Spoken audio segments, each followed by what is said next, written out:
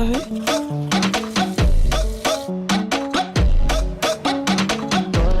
Las letras que escribe, seamos sinceros, son de las mejores que hay ahora mismo.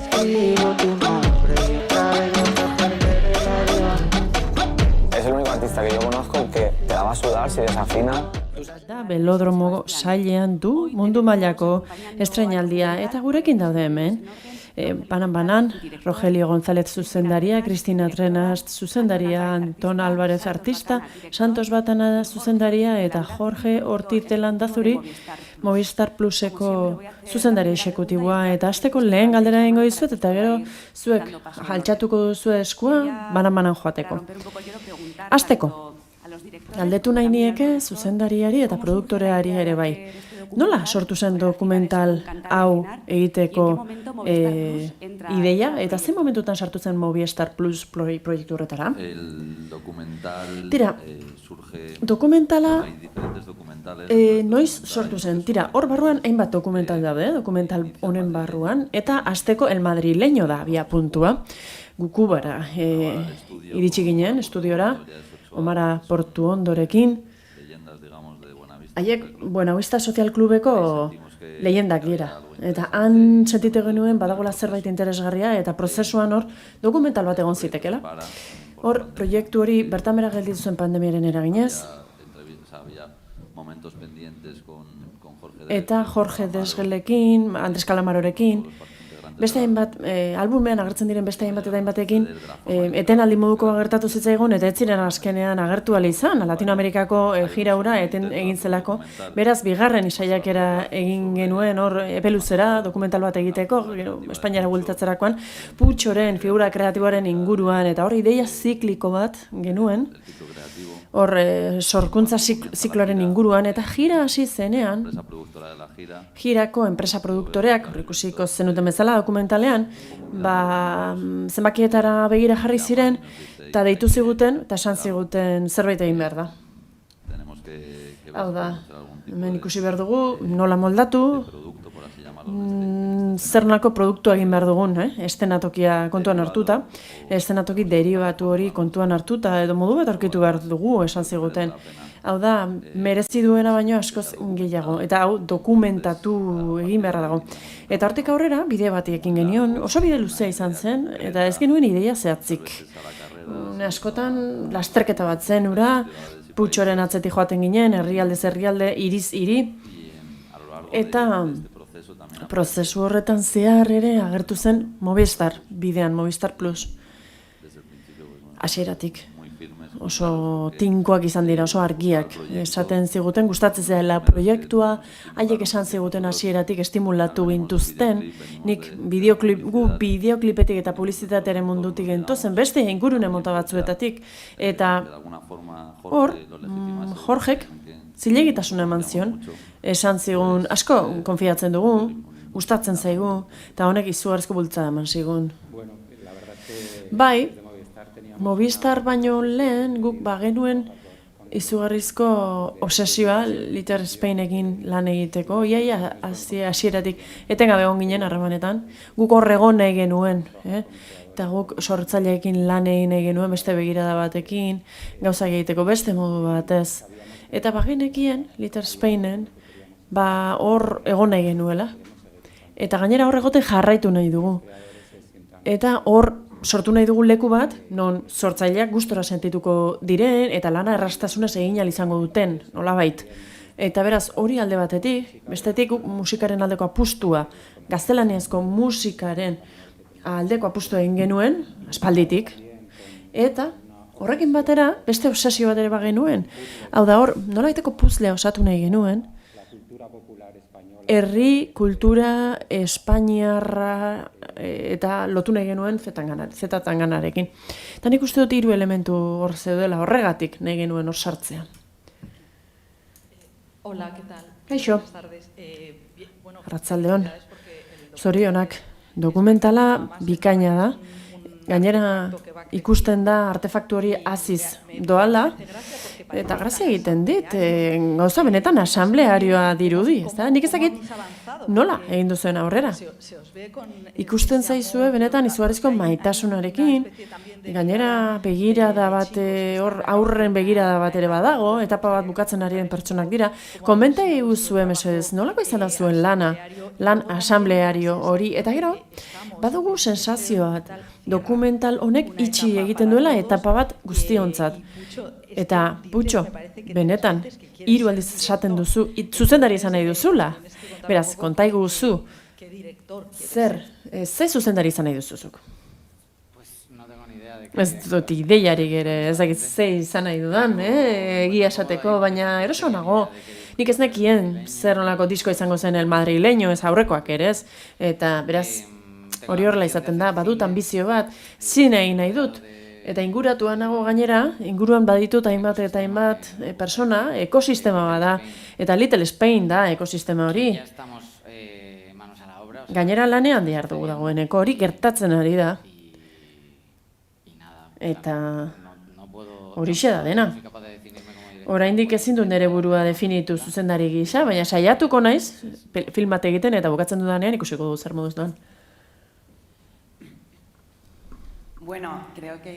Nik uste dut, Littleen eskolan egiten dugula batasunarekin, adostasunaren bitartez asko gostatzen dugu batzutan, gehiegi, bai, denbora asko jaten digu honek, baina azkenean denok dugu begirada desberdina. Eta oso lan egiteko modu desberdinak. Eta oso ongi egiten dugu bat. Lehen bileretan Putxok esan zuen, Power Rangerrak bezala gara, bakoitzak badu indar berezi bat, indar espezifiko bat aurrerantz bultzada emandako, eta egia da horrela lan egitea benetan oso interesgarria da. Eta esan duzun bezala, azken batean laguntalde bat ere bagara, ezta? Eta nik uste dut hori lan egiteko modu berezi bat dela, eta prozesu osoan zehar, beti ondira une batzuk, une horietan behar bada bat desmotibatua zegoen, beste bat zorren beste, eta 3 izateak hor lagundu digute batzuk eta bestek. Bai, galdetzen zenuen horren harira, ni ona etorri naiz eta sentitu dut benetan etapa bat bukatu dela guretzat. Hau da, produktora oso lotuta jaio zen el madrileño produktura, eta gero jira egon zen, eta orain 3. parte moduko bat da, triptiko baten 3. partea da, berbada, arraro samar sonatzen du, baina bai, amaiera bat da, eta Patri eta Txaberekin ere, gureko produktorekin ere komentatu dut, hau izan liteke alaber zerbaiten hasiera. Batzuetan askatasun moduko bat ematen dizu honek, hau da ikasi egin duzu, proiektu osoan zehar, hainbat ere mutan, ni neuk behintzat, energia desente dut orain aurre egiteko beste etapa bati. Hola, buenas. Bai, kaixo, Juan Salgado naiz, alor kulturalekoa. Zorionak dokumental honengatik, benetan interesgarria da. Nire galdera da, nik dokumentala ikusi nuenean kezkatua gelditu nintzen, zuek esan duzuen bezala, 1.000.000 euro galdu duzue. Noski, nik kezkatua nago, jakin nahiko nuke. Benetan, zer gertatu den, errekuperatu duzue dirua?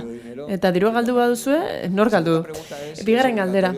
Nahitaezkoa da North Faceko beroki bat edukitzea zuekin lan egiteko? Hori ona, galdera ona. Lehen galdera, tira, hemen erantzun nahiko nizuke, Patri. Bai, esan beharra daukat. Egia da, dokumentalean asko aipatzen da, lehen parte hori, arazo ugari egon zen, zaila izan zen bereziki, eta izugarrizko talka gertatu zen, sormenezko ambizio alde batetik, eta bestetik ezintasuna, zailtasuna, hori egitea, posible egitea izan zedin, finantzieroki, ez da. Baina, bai, zorionez, emakume zoragarri hauei esker, aurrera atera zen proiektua eta emaitza positiboa izan zen. Baina alde hori behar bada ez da horren beste agertzen, beti drama zinematografikoagoa delako, ez da. Bai, ez gara arruinatu, baina 2 urteko lana izan da, eta behar bada zerbait pisu bat erosi izango nuen, eta ez da ala izan, tira. Finantza drama, bai, gertatu da, artistak, musikariekin lan egiten duten denek badakite, showean jasotzen duzu zati ekonomikoa hortxe jasotzen duzu usta, nolabait.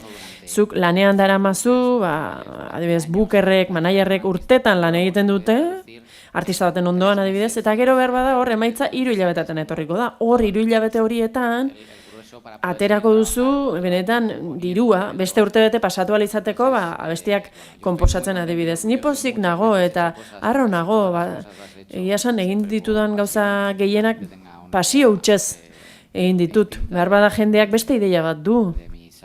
Nire ambizioetaz eta zergatik egiten ote ditudan gauzak, ezta? Baina honek merezi izan du diru alde batera utzitan noski.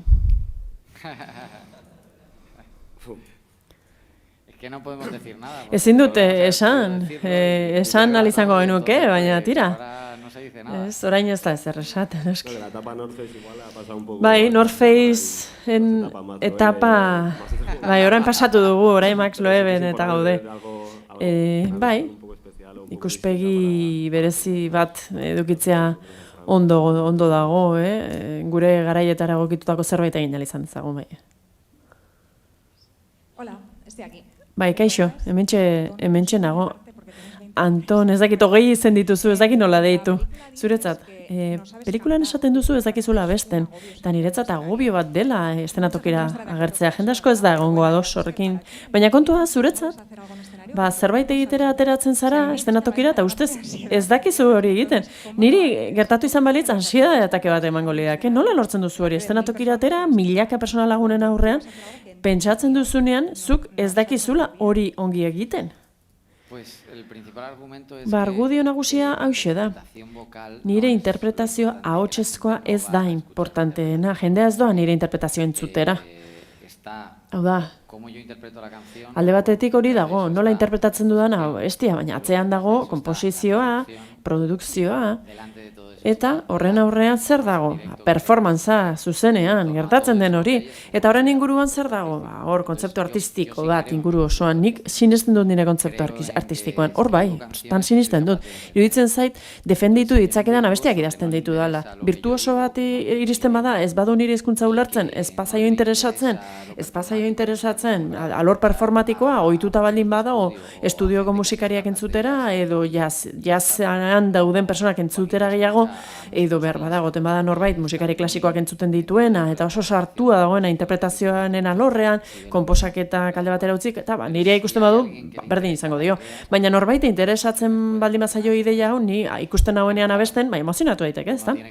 Baina noski, ridikulo batetik pasatu behar naiz, hau da, ni ona ez naizen gauza bat egiten jardun behar dut, eta askotan gertatzen zaigu, ezta? Batzutan beste ofizio batzuetan bebai. Adibidez, bulegoan ona izan zaitezke, baina gero bezeroari gauzak azaltzen behar bada ez horren beste. Nik estudioan adibidez, segurtasun falta normalak ditut, baina kontrola badut, baina estenatokian ez. Estenatokian ez, eta izan ere nik ez nuen pentsatzen artista bat nintzenik, rapper bat nintzela pentsatzen nuen. Azkenean gu jaietatik gatoz, DJ-etatik. Ez dago geizki, DJ izatea, jaietan ibiltzea, baina nire ambizio artistikoak hori sentiarazten zidan, ez horren besteko artista nintzenik. Eta orain bai, ordura arte baino artistago sentitzen naiz. Kaixo, Jose Manuel Romero naiz, Laser zinemagintzakoa. Galdera bat, oraintxe aipatu berri da. Asko molestatzen dizu produktu marketingianoaren ideia, dokumentalean aipatzen da. Batzuek pentsatzen dute, edo badutela zure gaineko ideia bat ez dena benetakoa. Dokumentala zein puntutaraino da zintzoa zurekiko? Zer iruditzen zaizu? Zergatik du jendeak ideia oker bat? Zergatik pentsatzen dute marketingeko produktu bat zarela? Tira, nik beti bizitu izan dut, entzun izan ditut komentario azalekoak, urte askotan madrileño ateratzen arte. Berbada el madrileñorekin aldatu zen diskurso hori, baina komentario horiek errealitateak dira. Ez da baten edo besteen interpretazio bat, milaka titular daude. Ez, berbada zain beste, ez naiz hain importantea, baina bai, badaude batzuk hori adierazten dutenak eta hori benetan gertatzen da. Dokumentalak, egia esateko, niri gustatuko litzaidake beste dokumental bat. Egin izan balitz, nik dokumental hau, honi aurre egin behar izan diot. Nik utzi diet, nire bizitza, maite ditudan 3 persona hauen eskutan utzi dut, eta haiek erabaki dute, azkenean zer agertzen zen. Tira, niretzat hau gogorra da, parte batzuk entzutea dokumentalean, nire burua horrela ikustea, nire burua horrela erakustea. Dokumental honekin nik ez dut nahi nitaz ezer pentsatu dezaten. Eta berdin lehen bezala gelditzen baldin bagara, ni pozik. Hau da, lehen pentsatzen zenuena, orain, perfecto, erki. Bai, hemen galdera badago. Kaixo. Putxo, beti esaten duzu, behin eta berriz. Kontzeptuak, hau da, disko bakoitzaren atzeko kontzeptuak, narratibak, pertsonaiak, sortzen zenituenak. Maila artistikoan, zer esan nahi duz zuretzat opari horrek, hau da, lagunek egin dizuten opari hori, hau da, El Madrileñoko narratiba koronatu alizatea, 2 ordu eta pikuko film batean, epika guztiarekin, tragedia guztiarekin, eta gira horretan ospatzen dituzten gauza on guzti horiekin. Niretzat, neure burua kanpotik ikusteko aukera bat izan da, ni nolakoa naizen eta bestalde dokumentalean zer ikusten den, zoritxarrez, tira. Kontrolaren obseso bat naiz, parte kreatiboan eta lur asko utzi behar izan dut, eremua utzi behar izan dut, nire eremua. Eta hori kanpotik ikusi dut eta prozesua ikusi dut. Eta gauza asko hobetu nahi ditut neure buruarekiko, garbi ikusten ditut. Baina hor badago zerbait geratu zaidan ondar bat, eta gustatzen zait. Hau da, lele ikusten dudanean inplikatua egiten ari don horrekin, eta ikusten dudanean nola besarkatzen diren Jonirekin, eta izugarrizko momentua da, tensioa onda, gauza asko gertatu dira. Eta batzutan pentsatzen dugu taldeak baduela, behar duen guztia, zaintzen ari garela jendea, baina ez dakizu. Batez ere talde handia denean, eta hor, dokumentalean zati asko daude, eta kanpotik ikusten ditudanean ongi sentitzen naiz, eta gero ni ateratzen naizenean, burua lurraren azpian sartu nahi dut, eta kito. Kaixo, Madalena Txaniz, agentzia batetik. Galdetu nahi dizut, musikari dagokion ezin plan dituzu. Dokumentalean ere agertzen da, nahiko nazkatua zaudela, edo usteko ideia ere baduzula uneren baten, horrela da? Edo ez, eta zinemagintzari dagokionez, eman dezakezu xehetasun gehiago, zure proiektu berri horren inguru, eta zein momentutan zauden, konta dezakezu? Ez dakit, konsultatu egin barko nuke nire sozioekin, haiek dira pelikularen jabe. Nik esango nuke bai, kontatu, bota, hau zabal utxa naiz da. Tira, ari naiz errodatzen dokumental bat. Dokumental bat da, pieza dokumental bat, edo non-script erako zerbait, horrela deitzen duzue zuek, zuen terminologia pro horretan, gaur egungo horretan, eta nire artista kutxunari buruz da. Irai Cortez da, bera, gitarrista flamenko bat da, munduko nire kutxunena jiran agertzen da gainera. Eta berari buruzkoa da, nagusiki enola konposatzen duen, hori da. Nor den bera artista gisa, hori ikusten da. Eta musikaren inguruan ez daukat ideiarik ere. Gustatzen zait puntu hau, ez dakit, eta hala egon naiteke jakin gabe, ezta? Atera ditu diskoak, jarraituko dut, ateratzen diskoak eta bizi osoan zehar egingo dut ere bulkada hori da. Baina ez dakit, eta egiten dudan hurrengoak nahiko nuke aurrekoa bezain beste gustatzea niri. Eta sutsuki egitea, ez dut gurpil batean igo nahi, etengabe abesti berriak atera behar izaterik nahi, ezta? Baina harra eukitzen badut, bai, egingo dut, bai, izugarrizko gogoa ditut estudio batera sartzeko, datorren astean ez. Baina ez dakigu, inoiz ez dakigu. Bai, Juan naiz berriz. Kaixo, zer moduz. Hor badago une bat, oso unkigarria, faltzen zaude, ematen dituzu opariak, biluzu egiten zara, nola baita esateko zure defektuei buruz hitz egiten duzu, jendari barkamena eskatzen diozu, benetan unkigarria da, eta nirekin nahiko nuke horri buruz hitz egitea zure eszenari horri buruz lotxa ematen ote dizunala ez. Eta gero, jakin nahiko nuke, non zegoen muga. Hau da, zure intimitate hori erakusteko muga non zenuen? Beatriz Santos, zuri esan nahiko nizuke, ez? Bai, hori buruz ari zara, ez dakit, berak esango dizu. Asko gustatu zitzaidan ikustean, Krisek errobatu zuen el madrileño egin ondoren eta gauza jebiak izan ziren, konversazio asko zeuden pendiente hor, zain eta harremanak garatu ziren, nire kasuan Putxorekin, harreman kreatiboa, gero Txaberekin ere bai. Une magiko bat izan zen. Benetan gauza guzti horiek esateko gai izan ziren, negarrez, izan zinen, negarrez, baina ni eskertu egin nuen, benetan sentitu nuen etapa bat isten ari ginela eta ongi itxita gainera zegoela. Ikusten da dokumentalean, batzuetan lan kreatiboa, harremanak, horre, igadura gertatzen da. Eta iruditu zitzaidan oso ausarta izan zinela eta oso ederra izan zen. Ni barrutik ikusi nuen, ni errodatzen ari nintzen eta hor bigarren dokumental bat ikusi nuen, lehen aipatu da, ez da. Tira. Horixe, benetan gauza berezia izan zen, ausartu gintzen, eta iruditzen zait, une hartan ez ginela asko konturatzen, kamera bat hor zegoela, Kris hor zebilen, eta ez zegoen oraindik ere dokumental bat martxan. Baina gauza desinibitu bat izan zen. Bai, Krisen intuizio bat izan zen, ara joaten zen, oizean behin gauza grabatzen zituen, eta Kubako materiala genuen, baina dena zahaztuta genbiltzan. Eta Krisek kamerak hartzen zuen bulegora, noizean behin, edo adibidez afaltzera joten baldin baginen. Uste dut, eraztunena zuri kontatuan izula. Bai, lagundu egin izun, haien bila, hori ere grabatu genuen. Eta gero egin genuen, gero ni kamerarekin joaten baldin nintzen, gero adarra jotzen zidaten, beti grabatzeko moduagatik, beti kopak agertzen dira, eta bar. Baina bai, egia da ikusten duguna hor une horietan. Ez zegoen ezer prestatua. Ni jakin izan banu, eta gau hortan Ierai aurkeztu zenigun formalki ezagutu eta 3-4 egun ondoren esan zenuen, hau da nire artista kutuna. Eta segidilla batzu jozizkigun. Tira, galdera gehiagorako denbora dugu, altxatu eskuak, mesedez. Hola, Pepa Blanes, Cadena Ser. Pepa Blanes, Ser katekoa. Bai, fans bat nahiz? Tira. Orain zer esan dezaket. Tira. Zuzendari galdetu nahi diet. Tragediari buruz ari zarete, baina egia da, dokumentalek baditula komedia momentu batzuk. Eta ez dakit, iruditzen zait, segurasko komedia hori batekoa dela, naturala.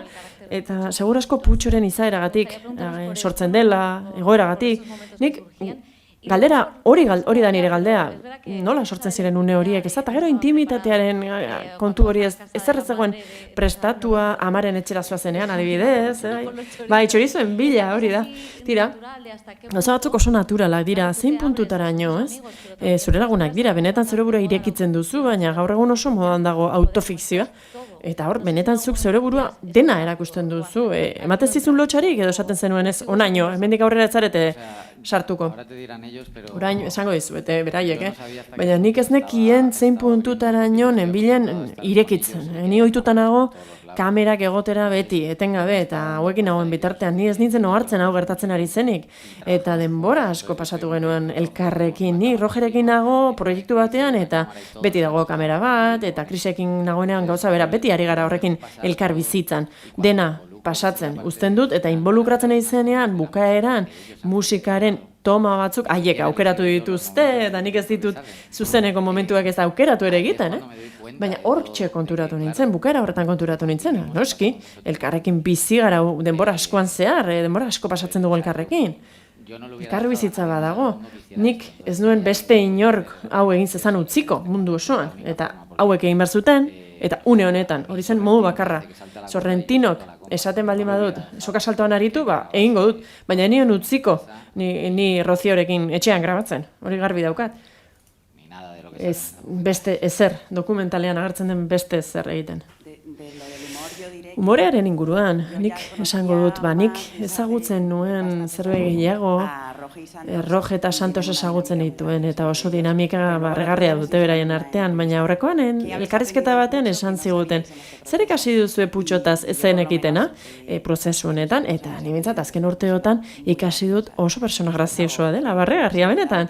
Oso, eta ez da bain gauza ezaguna, nik uste dut horrek baduela lotura amorearen kontuarekin, gustatu egiten zait, hau dokumentalean, askotan ikusten zaizu, desinibitua, lotxarik gabe, zure fazeta hori ikusten zaizu, eta asko gustatzen zait, ez ezaguna delako, baina bai, oso persona, oso mutil barregarri ezinguratua nago. Paiazo zamarra gara. Mar Garriga, Katalunia radiokoa. Badakizu kazetariak beti ari gara, beti daukagu gozea, dokumental hau ikusi dugu eta hurrengoarekin pentsatzen ari gara. Horregatik galdetu zaizu, hurrengo dokumentalari buruz Little Spainen egingo den, edo nola. Ikusten dut dokumentaletan zentratzen zaretela, oraingoz, aurrerago fikzioan sartzeko asmorik bai? Bueno, hori sorpresa bat izango litzateke, behar bada, hori bai, galdera konprometitua da. Eta beste gauza batzuk ere egin nahi ditugu, ez bakarrik non-scripted alorrean. Scripted alorrean. Eta hau da gogo bat, denok ditugu gidoiak martxan, eta gero proiektu bat, serie batena, garapenean dago, eta edozein momentuan eror liteke, baina oraingoz nahiko egonkor dago eta nahiko tinko. Bai, badaude gauzak idazten gure eskuetan, bai. Galderarik ez badago, nik bat aurreratuko dizuet, oso garbi gelditu da alderdi komunitarioan lanarena, baina ez da ohikoa 3 zuzendari aurkitzea, film bakarrean, dokumental bakarrean. Nola egin duzuela lan elkarrekin? Eta gainera, zuzendari zarete, eta pantailaren aurrean ere bazaudete, hori alde bikoitz hori nola eraman duzu? Metazinemagintzaren kontu hori gure DNA-an dago, gertatu egiten zaigu. Kamera daramagu, Putxoren inguruan gaude, eta gertu egiten gara, adibidez Santos bera ere bai, eta hori dena harrapatu nahi izan dugu. Eta elkarrekin egin dugun lana horixe izan da, onena. Nik Chris eta Santosekin proiektu hau egin izana, ezingo nuke beste inorekin, horren beste ordu sartu, leku batean sartu eta itxita, gustatzen zaigu elkar zapaltzea maitasunez, baina bai, haiekin egin dezaket. Bai, Chris, desastre bat izan da, ez ditut jasaten. Bai, egia da, oso prozesu polita izan da, eta niri gauza bera gertatzen zait. Suerte honeko naiz, hau egin izan dudagoelako, 3 artean egin dugulako. Nik uste dut oso ondo bateratzen garela, bateragarria garela, nork bere ekarpena egiten duelako. Nik behar bada produkzioaren aldetik egiten dute ekarpena, beste produkzio ejekitua egin dudalako film honetan, gero nola ez, hauek estilo estetiko oso garatua dute, zuzendari gisa egin dute ibilbide luze bat. Eta iruditzen zait, zentzu horretan nork bere ekarpena egin duela, noski. Eta beti erabiltzen dut Rogeren definizioa, 3 burudun zakur bat izan gara, eta hori asko gustatzen dit horrela konparatzea. Kitxo, nahikoa. Ba, txalo bero bat eskatuko dizuet.